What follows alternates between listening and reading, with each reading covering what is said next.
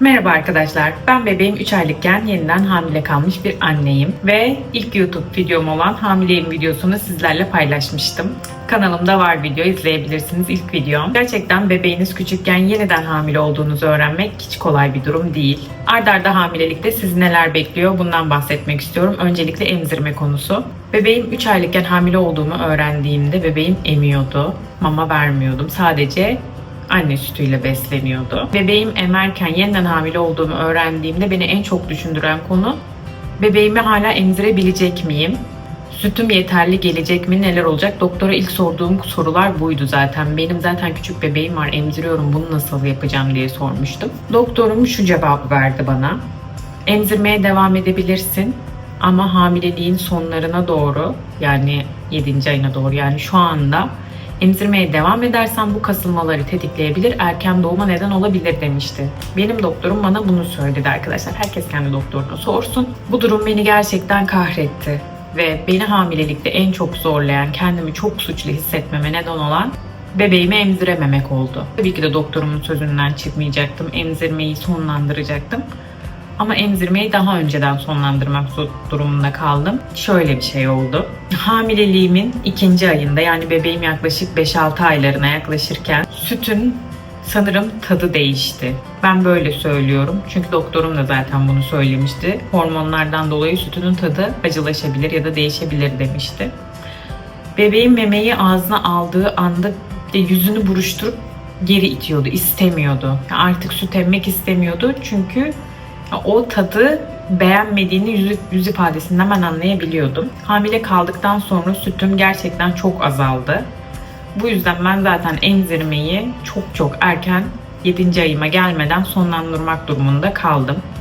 Tandem emzirenler de var. Doğurana kadar emzirenler de var. Gerçekten doktorunuza sormalısınız.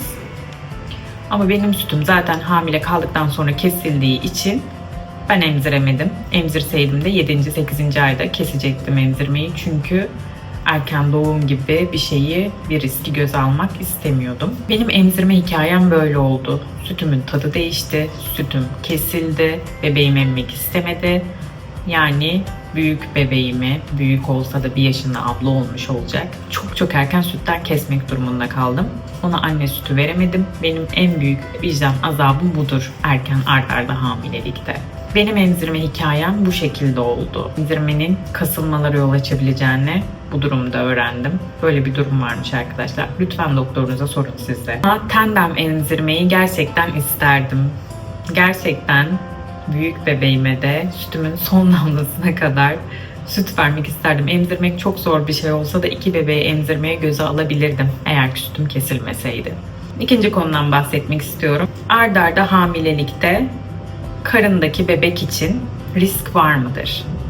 Beni bu konuda çok düşündürmüştü. İşte o yüzden ben zaten NIP testi yaptırmıştım. İnsan gerçekten çok değişik bir psikolojiye giriyor demiştim hamilelikte yaptırdığım testler videosunda. Gerçekten o kadar değişik bir psikolojiye girdim ki bebeğimin 20. ve 22. haftasında sanırım NIP testi yaptırdım. Yani bebek iyi mi kötü mü? Buna yeniden bakmak istedim. Bu konu beni gerçekten çok düşündürüyordu. Ama merak etmeyin arkadaşlar, o kadar çok sağlıklı bir hamilelik geçirdim ki korktuğum gibi olmadı.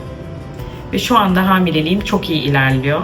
Maşallah diyelim. Art arda hamile kalınca karındaki bebek erken doğar. Ağzı hala açık olduğu için erkenden bebek gelir gibi hurafelere inanmayalım. Tabii ki de ekstra dikkat etmemiz gerekiyor. Ama ilk hamilelikten hiçbir farkı olmuyor.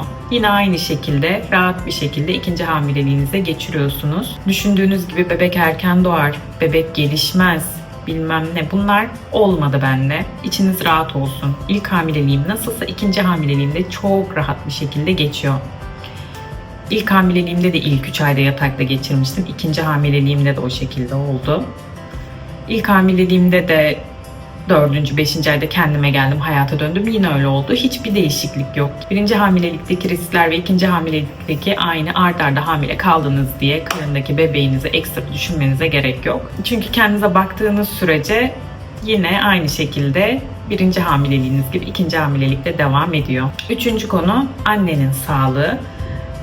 Demir depoları daha erken boşalabiliyor. Zaten doktorunuz sürekli demir depolarınızı kontrol ediyor. Çünkü zaten yeni hamilelikten çıkmışsınız, yeni doğum yapmışsınız, çok kan kaybetmişsiniz. Ben zaten demir ilacı kullanıyordum, yine kullanmaya devam ettim. Zaten doktorunuz sürekli demirinizi kontrol ediyor olacak. Vücuttaki vitaminlerinizi kontrol ediyor olacak. Zaten kan testlerinde çıkıyor. Eğer vücudunuzda ekstra bir vitamin eksilmişse onun takviyesini yapıyorlar. Ben demir ilacı kullanmıştım ve magnezyum kullanmıştım. Arda arda hamilelikte anne biter gibi bir hurafeye de kapılmayın. Bebek de iyi oluyor, anne de iyi oluyor. Siz sadece küçük bebeğinize, yani ablamı, abimi artık neyse, bütün ilginizi ona verin. Çünkü ikinci bebek doğunca mecburen ilgiyi bölmek zorunda kalacaksınız. Üçüncü konu, art arda hamilelikte erken doğum riski oluyor mu? Hamileliğimin neredeyse 30. haftasına yaklaşıyorum. Böyle bir risk görünmüyor. Bebek sağlıklı görünüyor. Bütün testler normal gitti. Bütün testlerim çok şükür iyi çıktı. Şu anda erken doğum riski gibi bir şey yok. O yüzden bunda da kendinizi korkutmayın.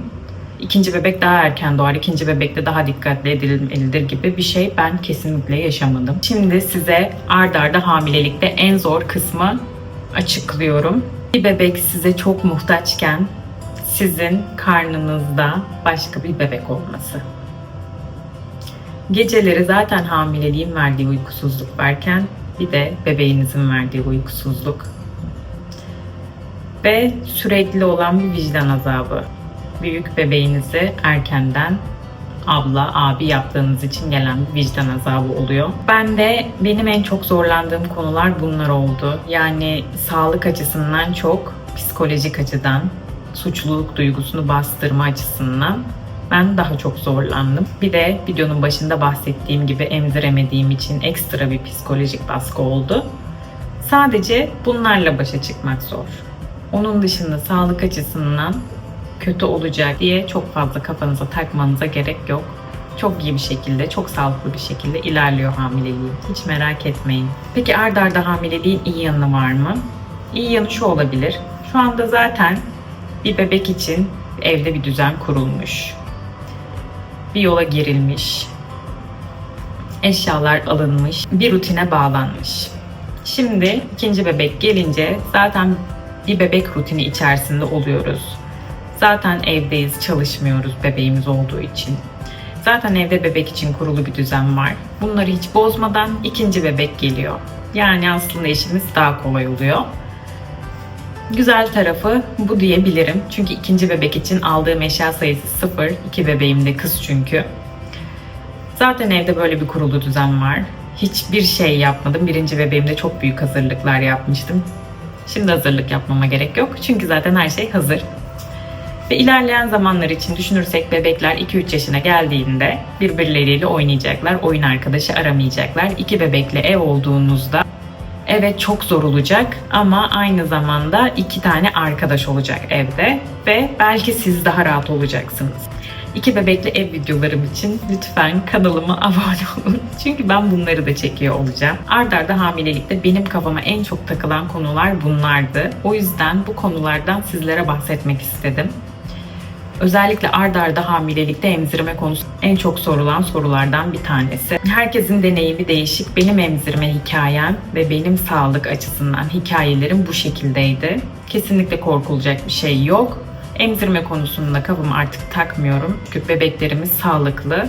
Önemli olan da bu zaten. Hamile kalmasaydım da belki de bir şekilde yine sütüm kesilecekti ve yine bebeğimi emziremeyecektim. Mamayla büyüyen bir sürü bebek var. Benim bebeğim de öyle büyümüş oldu. Yapacak bir şey yok. Kendimi doğum için yine hazırladım. İlk doğumum normal doğumda. İkinci doğumum yine normal doğum olacak. Doğum için zaten ayrı bir vlog çekiyor olacağım. Ayrı şeyleri anlatacağım. Şu anda hamilelikle ilgili şeyler anlatıyorum. Hamilelikle ilgili diğer videolarımı kart kısmına ekliyorum. Ya bu tarafta ya bu tarafta. Bilmiyorum hangi tarafta. Kart kısmı yukarıda bir yerde. Kart kısmına ekliyorum. Oradan kontrol edebilirsiniz. Size takılan başka bir soru varsa yorumlarda sorabilirsiniz. Siz de deneyimlerinizi yine yorumlarda paylaşabilirsiniz. Umarım video sizin için faydalı olur. Bir dahaki videoda görüşürüz.